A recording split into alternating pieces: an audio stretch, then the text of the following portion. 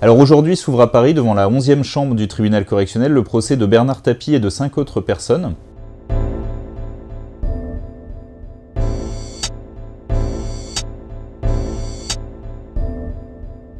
Ils vont être jugés pendant 4 semaines pour une affaire à 400 millions d'euros, jugés pour escroquerie et détournement de fonds publics dans l'affaire dite de l'arbitrage avec le Crédit Lyonnais.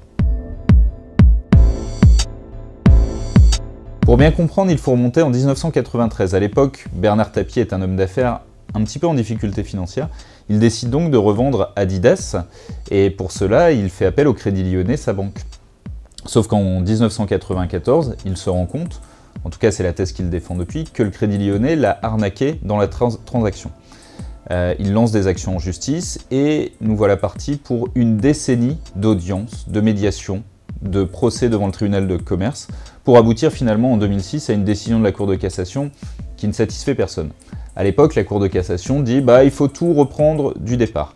Bernard Tapie n'a pas le temps et il propose la solution d'un tribunal arbitraire, une sorte de structure ad hoc qui est censée revoir toute la transaction qui a eu lieu en 1993. L'État, qui a repris les actifs et les passifs du Crédit Lyonnais, n'a aucun intérêt à recourir à cette solution du tribunal arbitral et pourtant elle donne son accord. Elle dit ok, allons devant un tribunal arbitral et un an plus tard, en 2008, ce tribunal donne raison à Bernard Tapie et lui octroie la somme de 403,8 millions d'euros, donc 45 millions au titre du préjudice moral qu'il a subi dans toute cette affaire. L'opposition est vent debout, réclame une commission d'enquête parlementaire et une enquête judiciaire est également ouverte. Les juges se rendent compte à cette occasion que plusieurs personnes qui ont participé au tribunal arbitral étaient en fait des proches de Bernard Tapie alors qu'ils auraient dû être totalement indépendants et éloignés de lui. C'est aujourd'hui ce qui lui vaut d'être accusé d'escroquerie et de détournement de fonds publics et de comparaître devant la 11e chambre du tribunal correctionnel de Paris. Comme on l'a dit auparavant, l'État n'avait aucun intérêt à accepter la solution du tribunal arbitral. Et pourtant, elle l'a fait.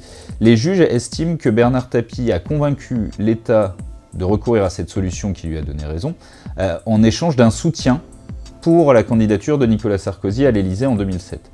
On s'est rendu compte après, avec les fameux agendas, que Bernard Tapie était allé voir Nicolas Sarkozy une cinquantaine de fois entre 2007 et 2012, preuve selon les juges d'une certaine forme de proximité.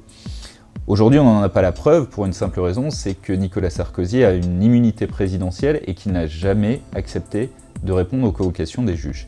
Et selon nos informations, il ne devrait pas non plus venir témoigner lors du procès qui doit se dérouler pendant 4 semaines. Ce ne sera sans doute pas le point final de toute cette affaire. Elle remonte à 93, on l'a dit tout à l'heure, 25 ans, plus de 25 ans que cela dure.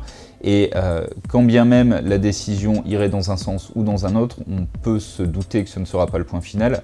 La meilleure preuve, c'est quand même que Bernard Tapie, avant même le début de l'audience, il y a quelques semaines, a déposé une nouvelle plainte devant la Commission européenne cette fois-ci.